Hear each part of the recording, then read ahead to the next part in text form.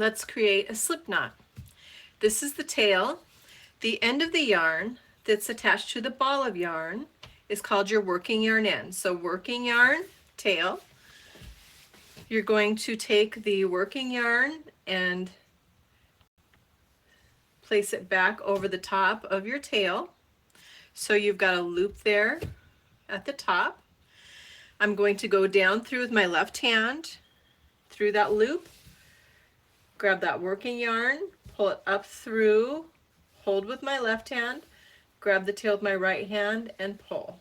Tighten that knot. Again, tail, working yarn end. Take the working yarn, flop it back over that tail so your loop's at the top. You're going to go down through that loop and grab the working yarn and pull it up through. So I'm going down through the loop, grabbing the working yarn and pulling it up through, and then I'm going to hold that loop with my left hand, grab the tail with my right hand and tighten that knot, pulling here and here. Tighten the knot. That's how you make a slip knot. One more time. Tail, working yarn end. Flop the working yarn back over that tail.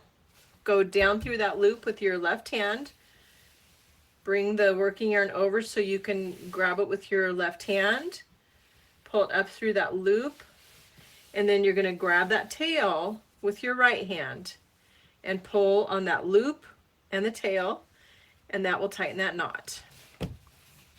So there's your slip knot.